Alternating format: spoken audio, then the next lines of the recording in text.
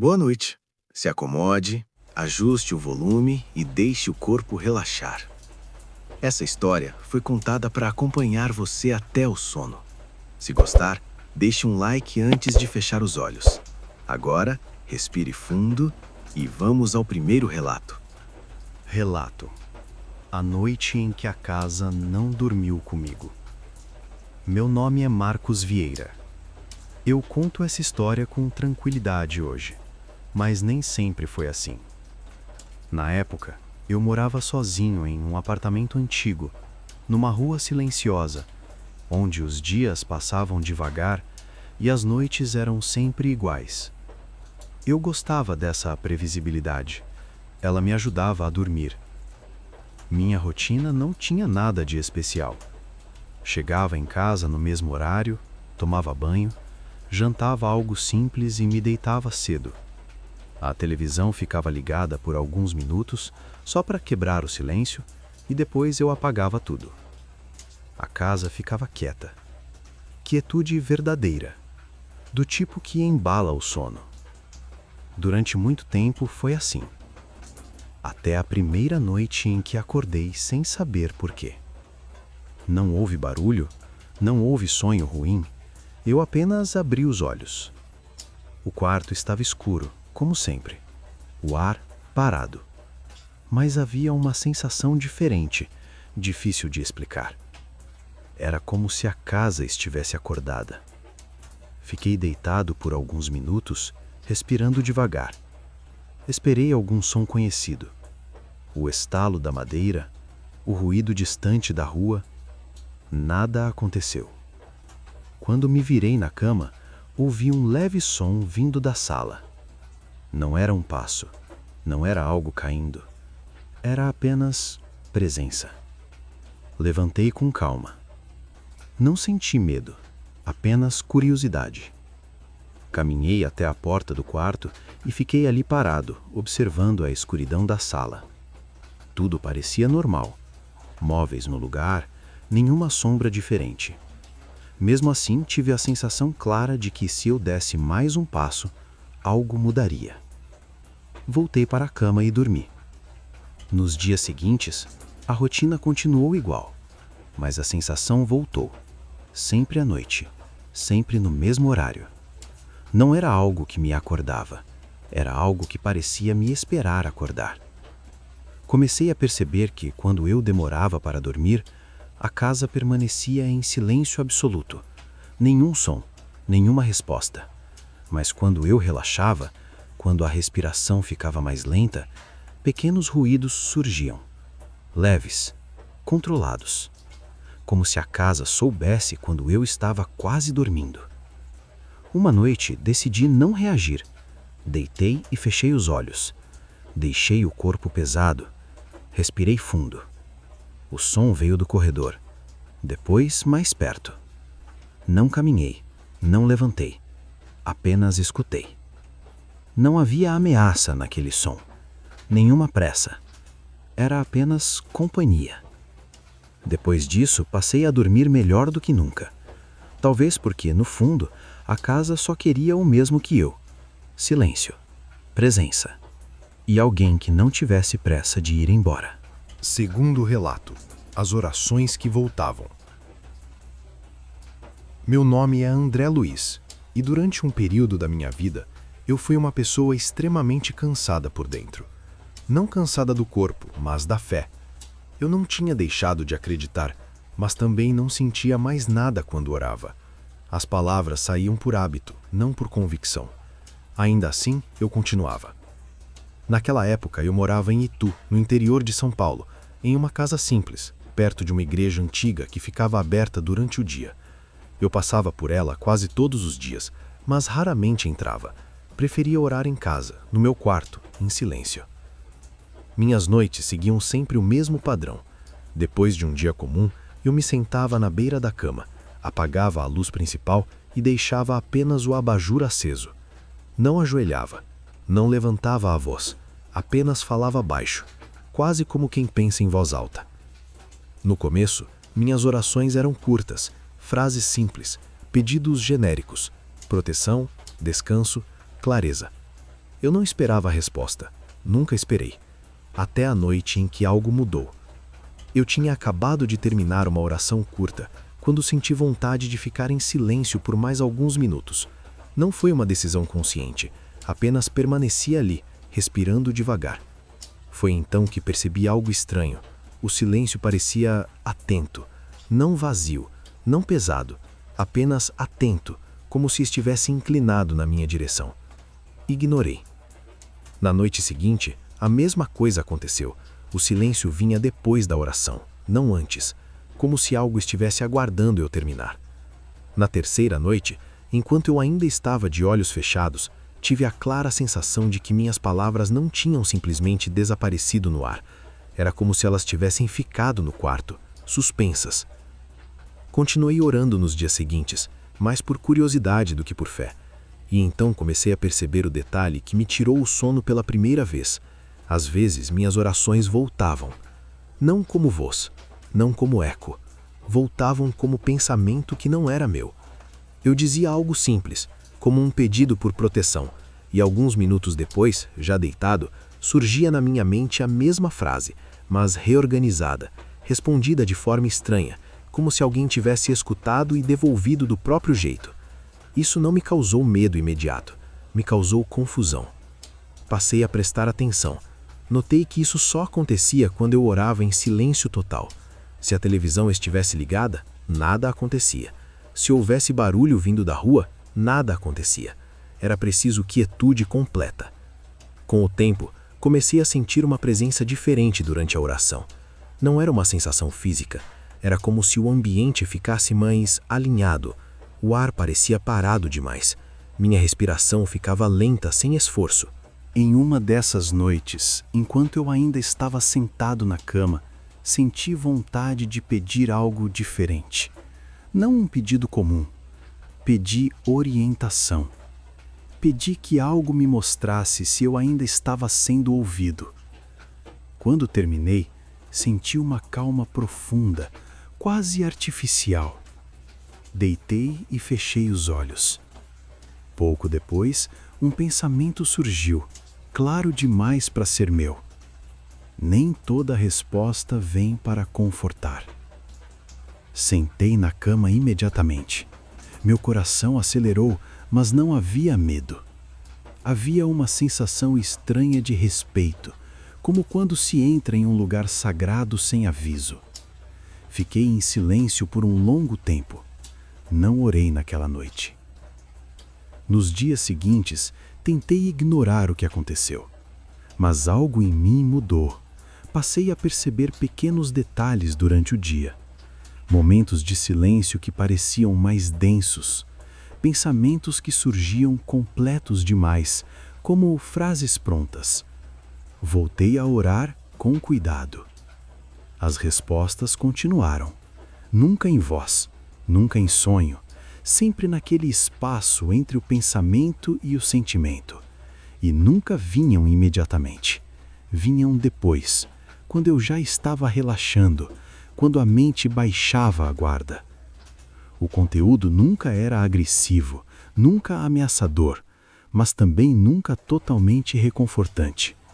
Eram respostas que pareciam vir de algo que conhecia limites que eu não conhecia. Certa noite, fiz a pergunta errada. Perguntei se eu estava sozinho quando orava. A resposta não veio naquela noite, nem na seguinte. Ela veio dias depois, enquanto eu estava acordando, naquele estado entre sono e vigília. A frase surgiu inteira, sem esforço. Nunca foi um momento de solidão. Depois disso, passei a ter dificuldade de continuar. Não por medo, mas por compreensão. Comecei a sentir que oração não era apenas falar, era abrir espaço. E eu não sabia mais exatamente quem ocupava esse espaço. Decidi parar. As noites seguintes foram silenciosas novamente. Um silêncio comum, vazio, quase confortável. Mas às vezes, quando eu me deitava muito cansado, sentia aquela mesma atenção discreta, distante, como algo respeitando minha decisão, mas permanecendo. Até hoje, eu ainda oro, mas com mais cuidado. Não peço respostas, peço apenas descanso. Porque aprendi que quando o silêncio responde, não é sempre algo que a gente está pronto para ouvir. Terceiro relato: a casa que sempre esteve acordada. Meu nome é Marcos Vinícius, e eu morei durante quase 7 anos em uma casa antiga no bairro Santa Cecília, em São Paulo. Não era uma casa isolada, nem afastada. Pelo contrário, ficava numa rua movimentada durante o dia, com padaria na esquina, ponto de ônibus, barulho constante. À noite, porém, tudo desacelerava de um jeito estranho. A casa era térrea, construída nos anos 50. Tinha paredes grossas, janelas altas e um corredor longo que ligava a sala aos quartos. Quando me mudei, senti aquela impressão comum de lugar velho. Cheiro de madeira, piso frio, portas que nunca fechavam totalmente alinhadas. Nada que chamasse atenção. Minha rotina era simples. Eu trabalhava em horário comercial, chegava em casa no fim da tarde, jantava cedo e ia dormir antes das 11. Nunca fui de ficar acordado até tarde. Gostava de silêncio, de dormir cedo, de acordar cedo. Foi por isso que demorei a perceber. A primeira coisa estranha não foi um barulho, foi um detalhe de luz. Eu acordava algumas vezes no meio da madrugada e percebia que a casa estava clara demais. Não iluminada, clara, como se houvesse luz suficiente para enxergar os contornos dos móveis, mesmo com tudo apagado. Achei que fosse iluminação da rua, ignorei. Com o passar das semanas, comecei a notar que a casa nunca parecia completamente adormecida. Não havia aquele silêncio profundo que costuma existir depois das 2 ou 3 da manhã. Sempre havia algo muito baixo, quase imperceptível. Um estalo distante, um rangido que não se repetia, um som que parecia mais uma movimentação do que um ruído. Não era incômodo, era constante. O detalhe mais estranho era que esses sons nunca aconteciam quando eu estava acordado na sala. Só quando eu já estava deitado, quase dormindo, naquele estado em que a mente começa a desligar. Comecei a acordar sempre no mesmo horário, entre 3 e 3h20 da manhã, sem despertador, sem motivo aparente. Apenas acordava. Quando isso acontece uma vez, você esquece. Quando acontece várias, você começa a prestar atenção. Notei então algo curioso. Ao acordar, eu sempre tinha a sensação de que a casa já estava em funcionamento. Como se eu fosse o último a acordar, não o primeiro. Como se os ambientes já estivessem atentos antes de mim. Passei a observar detalhes. A posição de uma cadeira que parecia levemente diferente. Uma porta que eu tinha certeza de ter fechado e amanhecia encostada, não aberta, encostada. Sempre do mesmo jeito. Nunca encontrei nada fora do lugar de forma óbvia.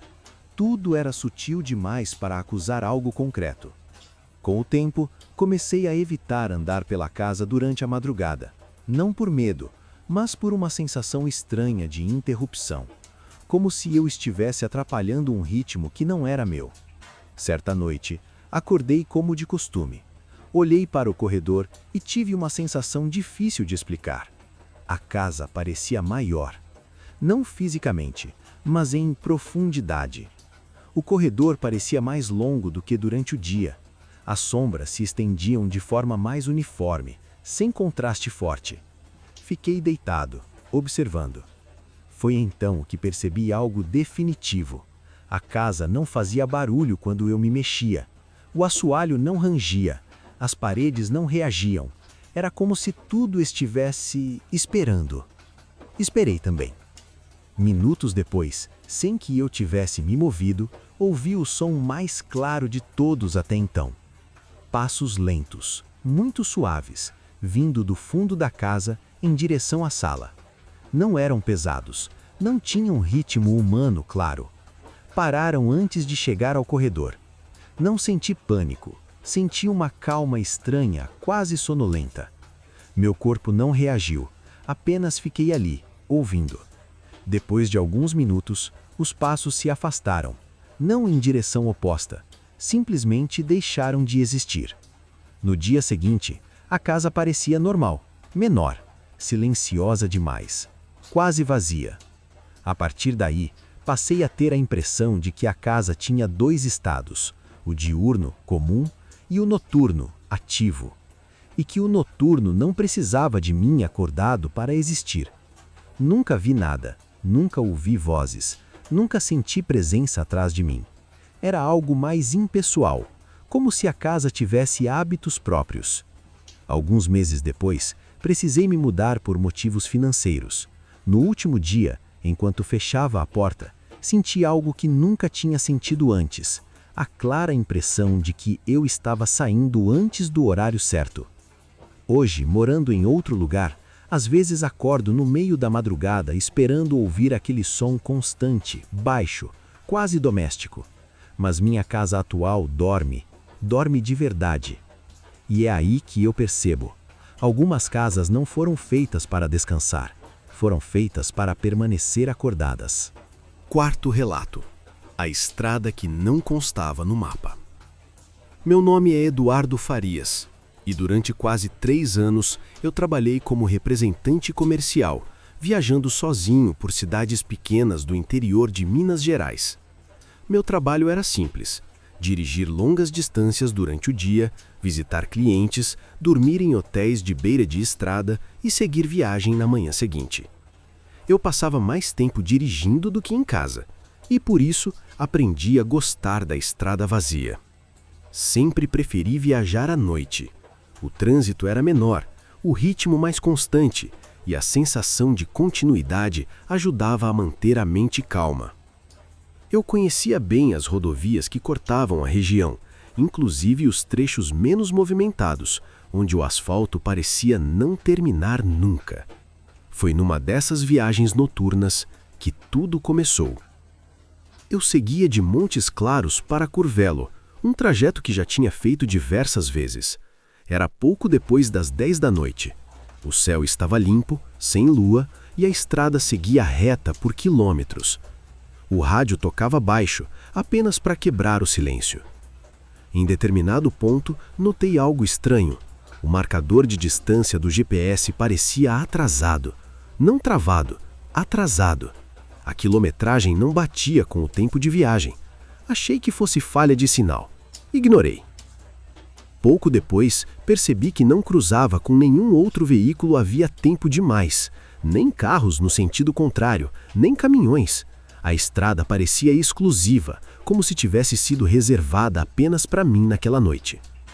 Foi então que vi a placa. Ela indicava um acesso à direita, uma estrada secundária, com o nome de uma cidade que eu não reconhecia, São Vicente das Águas. Não me lembrava daquela placa, e eu tinha certeza de que conhecia todas as cidades da região. O estranho é que não senti medo, senti curiosidade. A estrada principal continuava, mas algo naquela placa me causou uma impressão de atraso, como se eu estivesse passando do ponto certo. Reduzi a velocidade e entrei. A estrada secundária era bem conservada, asfaltada, sem buracos. Não parecia abandonada, apenas vazia. O GPS perdeu o sinal quase imediatamente. A iluminação do painel ficou mais forte, como se o carro estivesse compensando a escuridão. Dirigi por longos minutos. O tempo parecia mais lento ali. O som do motor ficava abafado, como se o ar fosse mais denso. Notei que não havia placas de quilometragem, nem sinalização comum. Apenas a estrada, seguindo em curvas suaves. Depois de um tempo, vi as primeiras luzes ao longe. Não era uma cidade grande. Parecia pequena, baixa, espalhada. As luzes não piscavam. Eram estáveis demais. Ao entrar, percebi que havia ruas, casas, postes, tudo muito organizado, muito silencioso. Estacionei o carro perto do que parecia uma praça pequena. O relógio do painel marcava um horário que não fazia sentido para mim. Parecia adiantado e atrasado ao mesmo tempo. Desci do carro. O ar era fresco, não havia vento, nenhum som de inseto, nenhum cachorro. As casas estavam iluminadas, mas não vi pessoas. Caminhei alguns metros, sentindo uma calma profunda, quase artificial. Foi então que vi o primeiro movimento. Uma pessoa atravessou a rua lentamente, a certa distância. Não apressada, não desconfiada. Apenas atravessou, como alguém que mora ali há muito tempo. Não olhou para mim. Continuei andando. Percebi que as construções pareciam antigas, mas bem cuidadas. Nenhuma placa de comércio, nenhuma escola, nenhuma igreja visível. Apenas residências e ruas bem definidas. Depois de alguns minutos, notei algo inquietante. Ninguém parecia notar minha presença. Não de forma hostil. Simplesmente não reagiam. Era como se eu estivesse fora do campo de atenção normal. Voltei para o carro com uma sensação estranha no peito. Não medo, algo mais próximo de desorientação. Ao ligar o motor, senti um alívio imediato, como se aquele fosse o único objeto realmente conectado comigo. Quando tentei sair da cidade, tive dificuldade em encontrar a estrada por onde entrei. As ruas pareciam levemente diferentes, como se reorganizassem conforme eu passava. Dirigi devagar, atento, até finalmente reconhecer o acesso. Ao voltar para a estrada principal, o GPS retomou o sinal de forma abrupta. O relógio marcou um horário normal. O rádio voltou a chiar. Continuei a viagem sem parar. No dia seguinte, tentei procurar São Vicente das Águas no mapa. Não encontrei. Pesquisei em registros antigos, mapas rodoviários, listas de municípios. Nada. A estrada secundária também não constava em lugar algum. Nos meses seguintes, passei pelo mesmo trecho várias vezes. Nunca mais vi a placa. Nunca mais encontrei o acesso. Mas, em algumas noites específicas, quando o trânsito desaparecia e o silêncio ficava profundo demais, eu tinha a clara sensação de que estava passando direto, outra vez. Como se aquela estrada ainda estivesse ali, apenas esperando o momento certo para ser notada novamente. Depois de um tempo, parei de viajar à noite. Até hoje, quando pego uma estrada longa e vazia, evito entrar em acessos que eu não reconheço, porque aprendi que nem todo caminho desconhecido leva a um lugar novo. Alguns levam a lugares que não existem mais, ou que nunca deveriam ser encontrados. Quinto relato. As fitas que guardaram o que eu não lembro. Meu nome é Rafael Moura, e por muito tempo eu acreditei que tinha poucas lembranças da infância simplesmente porque ela tinha sido comum demais para ser memorável. Cresci em Taubaté, interior de São Paulo, numa casa térrea, sem mistérios aparentes, sem histórias estranhas de família. Meus pais sempre disseram que eu era uma criança quieta, observadora, daquelas que passavam muito tempo sozinhas brincando em silêncio. Nunca achei isso estranho. Tudo começou no ano em que minha mãe decidiu organizar o quarto dos fundos da casa antiga, que havia se tornado um depósito de coisas esquecidas, caixas, móveis quebrados, roubas fora de uso. Eu estava ajudando, sem muito interesse, até encontrar uma sacola plástica escura escondida atrás de um armário desmontado. Dentro dela, havia várias fitas cassete, soltas, sem capa, algumas com etiquetas quase apagadas. Uma delas me chamou a atenção imediatamente. Estava escrito com letra infantil: Rafael, 1998. Levei a sacola comigo mais por curiosidade do que por expectativa. Não lembrava de gravar nada quando criança, mas imaginei que pudesse ser alguma brincadeira antiga, algo sem importância. Ainda assim, aquela etiqueta ficou na minha cabeça o resto do dia. Alguns dias depois, comprei um gravador usado em um sebo. Esperei a noite, quando a casa estava silenciosa, e coloquei a primeira fita para tocar. No começo, só chiado. Depois, uma respiração próxima ao microfone. Em seguida, uma voz infantil, baixa, cuidadosa. Era a minha voz. Reconheci de imediato, não pelo som exato, mas pelo jeito de falar, pelas pausas longas entre as frases. A criança dizia o próprio nome, a idade e começava a descrever o dia. Falava da casa, do quintal, de coisas simples. Até que, de repente, começou a mencionar lugares que eu não reconhecia. Um quarto sem janelas. Um corredor comprido demais. Um espaço onde ninguém podia entrar junto. Enquanto ouvia, uma sensação estranha surgiu. Eu não lembrava daquilo, mas também não conseguia afirmar que nunca existiu. As descrições pareciam detalhadas demais para serem inventadas. Na segunda fita, minha voz parecia diferente, mais lenta. Eu falava como se estivesse cansado.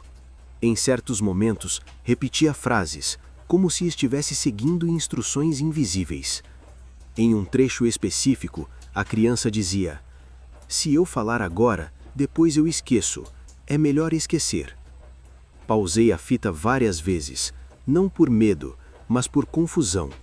Aquilo não combinava com a imagem que eu tinha da minha infância. Nunca tive lapsos graves de memória. Nunca passei por nenhum evento traumático conhecido. Continuei ouvindo. As fitas seguintes ficaram mais inquietantes, não pelo conteúdo, mas pelo tom. Eu descrevia situações que pareciam acontecer fora do tempo comum. Falava de esperar por longos períodos, sem saber quanto tempo havia passado. Dizia que, quando voltava, tudo parecia normal, como se nada tivesse acontecido. Em uma gravação, minha voz infantil dizia que ninguém mais lembrava, que só eu lembrava porque tinha ficado tempo demais. A última fita era a mais curta. O áudio estava quase apagado. A criança falava muito baixo, quase sussurrando. Dizia frases simples, repetidas de formas diferentes. "Quando eu crescer, não vou lembrar. Isso não vai parecer real depois. É melhor assim." Desliguei o gravador e fiquei muito tempo sentado, sem fazer nada. Nos dias seguintes, comecei a ter sensações estranhas. Não lembranças claras, mas impressões. A sensação de ter voltado para casa depois de ficar ausente por muito tempo, mesmo sem ter viajado. A impressão de reconhecer lugares que eu nunca visitei. Perguntei à minha mãe se eu costumava brincar com gravador quando criança.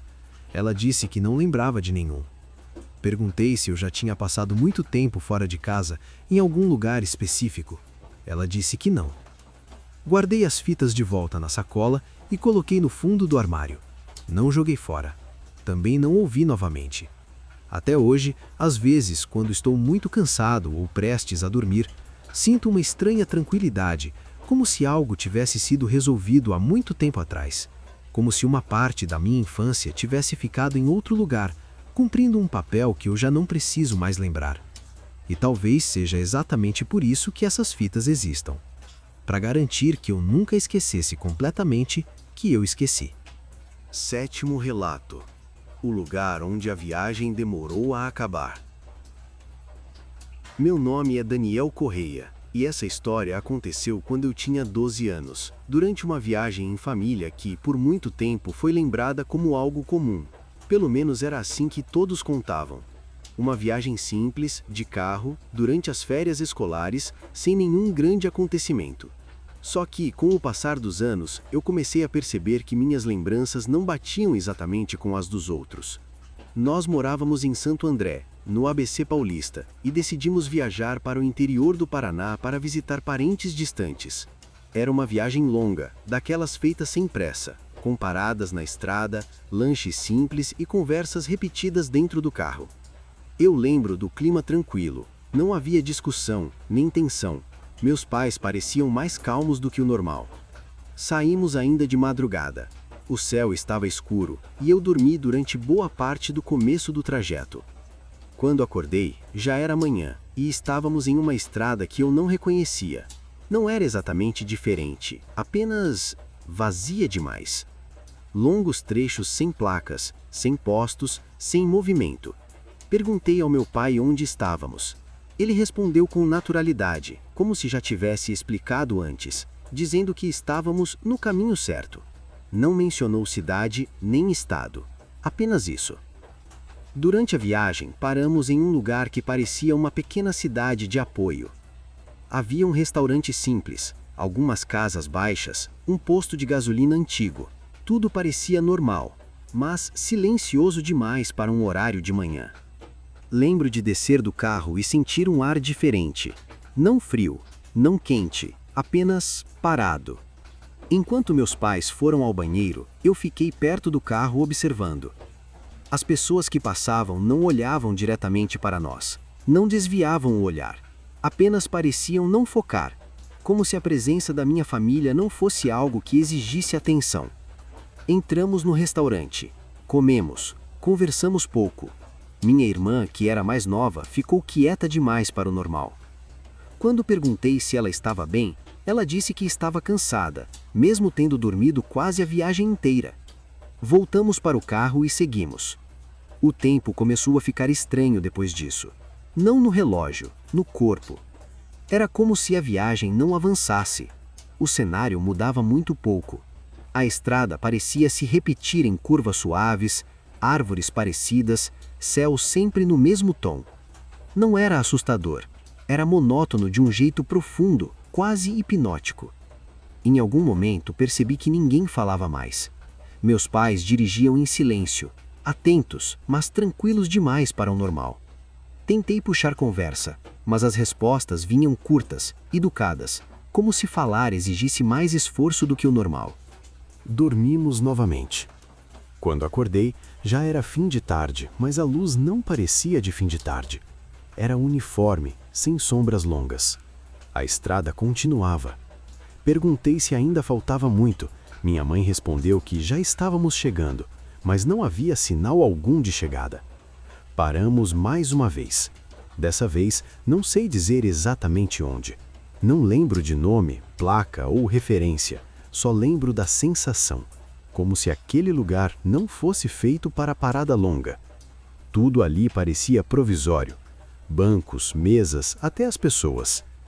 Enquanto esperávamos, ouvi um casal conversando baixo.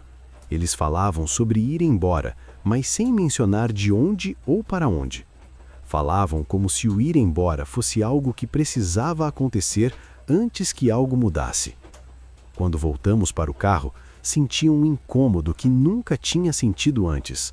Não medo, algo mais parecido com saudade de um lugar que eu não conhecia. A viagem terminou oficialmente naquela mesma noite. Chegamos à casa dos parentes. Todos agiram normalmente. A conversa era leve, a casa era comum. Dormimos. Nos dias seguintes, ninguém mencionou nada estranho, mas eu comecei a notar pequenas diferenças nas lembranças quando o assunto surgia. Meus pais lembravam de menos paradas do que eu. Minha irmã não lembrava de nenhuma. Eu lembrava de mais estrada do que fazia sentido. Anos depois, já adulto, tentei fazer o trajeto no mapa. As distâncias não batiam, o tempo de viagem também não. Faltava algo no meio, um trecho que não constava em lugar nenhum. Até hoje, quando viajo longas distâncias em família, sinto uma leve inquietação quando a estrada fica silenciosa demais. Não acelero, não reclamo, apenas espero. Porque aprendi que algumas viagens não servem apenas para levar alguém a um destino, servem para passar por lugares que não costumam ser lembrados depois. Meu nome é Marcos Vinícius, e durante um período da minha vida eu morei sozinho em Osasco, na Grande São Paulo, em um bairro antigo, de ruas estreitas e pouco movimento à noite. Eu tinha acabado de me separar.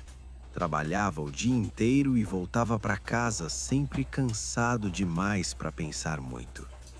Minha rotina era simples, repetitiva, e talvez por isso eu tenha demorado tanto para perceber que algo estava errado. O apartamento era pequeno, no segundo andar de um prédio antigo, daqueles que rangem com o vento e guardam sons. Durante o dia tudo parecia normal, barulho de vizinhos, carros passando, vida acontecendo. Mas à noite, quando eu apagava as luzes e ficava apenas com o som distante da cidade, o lugar mudava de comportamento. Não era medo imediato, era uma sensação lenta, crescente. como se o espaço estivesse atento. Eu costumava chegar, tomar banho, comer algo simples e deitar. Ficava alguns minutos olhando o teto esperando o sono vir. Foi nessas horas que comecei a perceber o silêncio. Não um silêncio comum, mas um silêncio que parecia organizado demais, como se todos os sons tivessem sido posicionados com cuidado. O relógio da sala, por exemplo, às vezes parecia atrasar o tic-tac, criando pequenas pausas desconfortáveis entre um som e outro. No começo achei que fosse cansaço. Sempre é mais fácil culpar o próprio corpo. Com o passar dos dias, comecei a notar pequenos detalhes fora do lugar. A cadeira da cozinha, que eu tinha certeza de ter deixado encostada à mesa, aparecia levemente afastada. A porta do quarto, que eu fechava antes de dormir, amanhecia entreaberta. Nada gritante, nada que provasse alguma coisa, apenas o suficiente para causar dúvida. A dúvida cansa mais do que o medo. Havia uma janela no corredor que dava para o fundo do prédio. À noite ela refletia parte do apartamento, criando um espelho escuro. Em algumas madrugadas, quando eu passava por ali para beber água, tinha a impressão de que o reflexo demorava um instante a mais para me acompanhar, como se estivesse confirmando quem eu era antes de imitar meus movimentos. Eu evitava olhar por muito tempo. Comecei a dormir com a televisão ligada, não pelo som, mas pela luz. A claridade fraca preenchia os cantos do apartamento e deixava menos espaço para a imaginação. Mesmo assim, havia noites em que eu acordava com a sensação clara de não estar sozinho. Não porque via algo, mas porque o ar parecia ocupado. Era como entrar num quarto onde alguém acabou de sair. Com o tempo, percebi que aquela sensação sempre surgia da mesma direção. O corredor. Um espaço curto, estreito, que ligava a sala ao quarto e ao banheiro. Durante o dia não significava nada. À noite parecia mais longo, mais profundo, como se não terminasse exatamente onde deveria. Em uma dessas noites, acordei no meio do sono com a impressão de ouvir passos. Não passos claros, mas o som de peso sendo transferido lentamente de um ponto a outro. Fiquei imóvel, tentando entender. O som parou assim que eu prestei atenção. O silêncio voltou, mais pesado do que antes. No dia seguinte, encontrei marcas no chão do corredor, quase invisíveis, como riscos leves, irregulares. Não pareciam arranhões comuns. Sumiam dependendo da luz. Passei um pano e elas desapareceram, mas a sensação não. Comecei a chegar mais tarde em casa, prolongando o tempo fora, como se isso pudesse evitar algo. Mas a casa não parecia se importar com horários. Ela apenas aguardava. Certa noite, enquanto me preparava para dormir, ouvi algo que me gelou de verdade pela primeira vez. Meu nome. Não foi uma voz clara.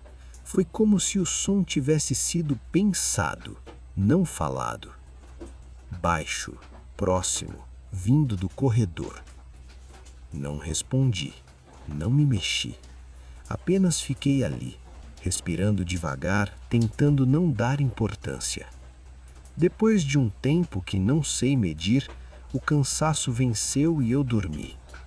Sonhei que estava andando pelo apartamento no escuro, guiado apenas pela memória dos móveis. No sonho, o corredor não tinha fim. Quanto mais eu andava, mais ele se estendia. Acordei com o coração acelerado e uma certeza estranha. Algo naquele lugar estava aprendendo meus hábitos. Nos dias seguintes, os objetos começaram a mudar de lugar com mais frequência. Não de forma caótica, mas sutil, como se alguém estivesse testando limites. A porta do banheiro aberta um pouco mais, a luz da cozinha acesa quando eu tinha certeza de tê-la apagado. Eu pensei em ir embora muitas vezes, mas sempre adiava. A gente sempre acha que dá para aguentar mais um pouco. Na última noite naquele apartamento, acordei com uma sensação diferente. Não era medo, era aceitação. Como se algo tivesse decidido que eu já era familiar o suficiente. Sentei na cama e ouvi claramente passos no corredor. Desta vez, não pararam. Eu não olhei. Permaneci sentado, sentindo o ar mudar, o silêncio se ajustar ao redor daquela presença invisível. Então, muito perto, ouvi novamente meu nome. Não como chamado, mas como confirmação. Na manhã seguinte, arrumei minhas coisas e saí. Não voltei para buscar o que ficou. Algumas coisas não gostam de despedida. Até hoje, quando estou prestes a dormir e a casa fica silenciosa demais, lembro daquele corredor. Não com pânico, mas com respeito. Porque aprendi que alguns lugares não querem machucar você. Eles só querem que você fique. Nono relato. A praia que não aparecia nas fotos. Meu nome é Eduardo Lacerda, e essa história aconteceu quando eu tinha 28 anos. Na época, eu morava em Campinas, mas tirei alguns dias de folga para viajar sozinho até o litoral norte de São Paulo. Não foi uma viagem planejada com antecedência, eu só precisava sair da cidade, mudar o ritmo, andar sem horário. Escolhi uma praia pequena, pouco turística, indicada por um conhecido. Ele disse que era tranquila, quase vazia fora de temporada. Era exatamente o que eu queria. Cheguei numa manhã nublada. O céu estava claro, mas sem sol. O tipo de dia em que o tempo parece suspenso. A pousada era simples, antiga, com poucos quartos. Fui recebido por uma senhora educada que falava baixo e sem pressa. Peguei a chave, deixei a mochila no quarto e fui direto para a praia. O caminho era curto, uma rua estreita, algumas casas fechadas, vegetação alta nas laterais. Não vi ninguém durante o trajeto. Quando cheguei à areia, tive a primeira sensação estranha, mas não soube identificar na hora. A praia parecia ampla demais. Não era grande no sentido físico, era aberta, sem marcas claras. A areia lisa, sem pegadas, o mar calmo, sem ondas fortes, nenhum som no horizonte, nenhum barco no horizonte. Som além da água e do vento fraco. Caminhei bastante, sentei, observei. Fiquei ali por horas, sem pensar em nada específico. Era fácil perder a noção do tempo naquele lugar. Voltei para a pousada no fim da tarde. Jantei algo simples, tomei banho e dormi cedo. Nos dias seguintes, minha rotina foi praticamente a mesma. Acordava, caminhava até a praia, passava horas andando pela areia ou sentado olhando o mar, voltava no fim do dia. Não conversava com ninguém, não sentia vontade. Aos poucos comecei a notar algo curioso. Nunca via a praia cheia, nem moderadamente ocupada. Sempre vazia. Às vezes uma pessoa distante, caminhando sozinha, mas que desaparecia quando eu me aproximava. Em um dos dias, levei o celular para tirar fotos. Queria guardar lembranças. Tirei várias, da areia, do mar, do céu, algumas selfies simples. À noite, ao revisar as imagens, senti um leve incômodo. As fotos estavam normais demais. A praia parecia diferente do que eu lembrava. Menor, mas comum.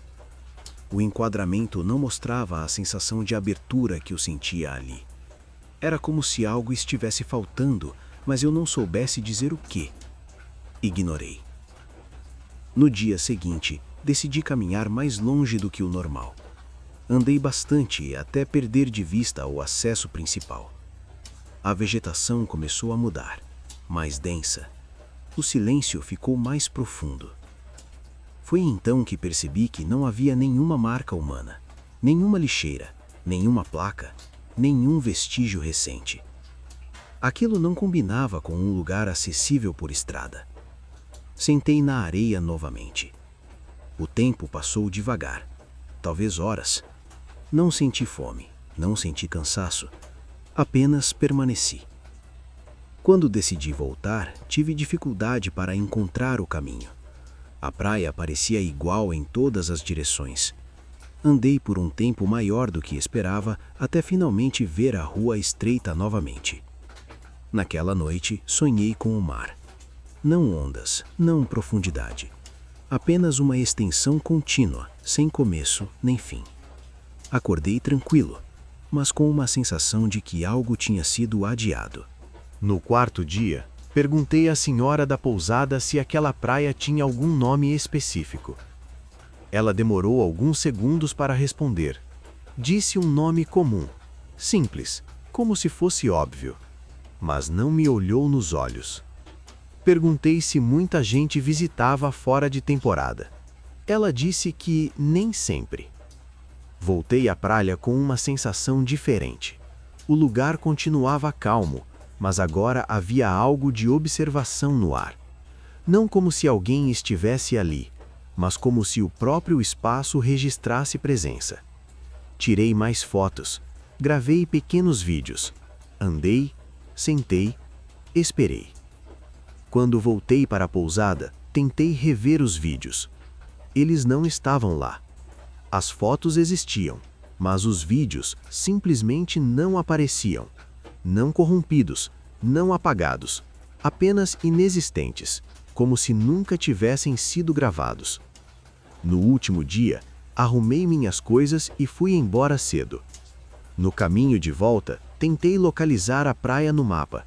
O nome aparecia, mas a imagem de satélite mostrava apenas vegetação fechada e uma faixa indefinida de areia. Nenhuma pousada marcada, nenhuma rua clara de acesso. Meses depois, contei essa história a alguém. Mostrei as fotos. A pessoa disse que parecia uma praia comum, bonita, mas nada de especial. Talvez seja isso. Talvez alguns lugares só existam plenamente enquanto estamos dentro deles. E quando tentamos levar provas, eles se fecham. Até hoje, evito praias vazias demais. Não por medo, mas porque sei que nem toda paisagem quer ser lembrada. 10º relato. O caminho que eu aprendi errado. Meu nome é Henrique Salgado, e durante quase 3 anos eu fiz o mesmo trajeto todos os dias. Não era um caminho importante, não ligava a pontos famosos, era apenas o percurso entre o ponto de ônibus e a rua onde eu morava, numa cidade média do interior de Minas Gerais. Eu conhecia cada detalhe daquele caminho. A padaria da esquina, a casa azul com o portão sempre entreaberto, a árvore torta que fazia sombra na calçada no fim da tarde. Minha rotina era simples. Descia do ônibus sempre no mesmo horário, caminhava cerca de 10 minutos e chegava em casa. Eu fazia isso quase no automático, pensando em outras coisas, sem prestar atenção de verdade. Talvez por isso eu só tenha percebido tarde demais. A primeira mudança foi pequena, sutil demais para causar estranhamento imediato. Um dia, notei que a casa azul parecia um pouco mais distante da esquina do que o normal. Não pensei muito nisso. Atribuí ao cansaço. Continuei andando. Nos dias seguintes, a sensação voltou. O trajeto parecia durar alguns passos a mais. Nada exagerado, apenas o suficiente para me fazer olhar o relógio uma vez ou outra. O problema é que o tempo continuava o mesmo. Eu saía do ônibus no mesmo horário, e chegava em casa no mesmo minuto de sempre, mas caminhava mais. Comecei a prestar atenção nos detalhes. A árvore torta parecia ter mudado de posição. Não drasticamente, só o suficiente para não bater exatamente com a imagem que eu tinha guardado na cabeça. Em uma tarde, parei no meio da calçada e olhei para trás. O ponto de ônibus parecia mais longe do que deveria. Não senti medo, senti confusão. Continuei seguindo minha rotina, mas agora observando. Percebi que o caminho nunca mudava tudo de uma vez. Era sempre uma coisa pequena por dia. Uma curva um pouco mais longa, uma casa que parecia nova demais para estar ali há tanto tempo. Perguntei a um vizinho, casualmente, se aquela rua tinha passado por alguma reforma recente. Ele me olhou estranho e disse que não, que tudo estava igual há anos. Numa noite, resolvi testar algo. Ao descer do ônibus, parei e fiquei imóvel por alguns minutos. Observei o caminho antes de começar a andar. Tive a estranha sensação de que a rua estava esperando. Comecei a caminhar devagar, diferente do normal. Aos poucos, percebi que o trajeto parecia se ajustar ao meu ritmo. Quando eu acelerava, a distância diminuía. Quando eu desacelerava, parecia alongar. Era como se o caminho não fosse fixo. Na semana seguinte, tentei ir por outra rua. Um desvio pequeno, nada radical. Funcionou. Cheguei em casa mais rápido. Tudo parecia normal. No dia seguinte, tentei repetir o desvio. A rua simplesmente não levava mais ao mesmo lugar. Não havia bloqueio, não havia placa, ela apenas terminava em um ponto diferente, como se sempre tivesse sido assim. Voltei ao trajeto antigo, o caminho certo. Com o tempo, aceitei algo estranho. Eu só conseguia chegar em casa se seguisse exatamente o percurso que a rua parecia esperar de mim. Se eu tentava mudar demais, me perdia. Nunca fiquei preso, nunca me sentia ameaçado, mas havia uma sensação clara de correção constante, como se o espaço estivesse me ensinando a forma correta de atravessá-lo. Quando me mudei daquela cidade, meses depois, senti alívio, mas também algo parecido com culpa. Hoje, em lugares novos, presto atenção demais nos caminhos. Evito repetir trajetos por muito tempo, mudo de rua de propósito, porque aprendi que alguns caminhos não são apenas percorridos, eles aprendem quem passa por eles. E, depois de um tempo, passam a decidir por onde você deve seguir.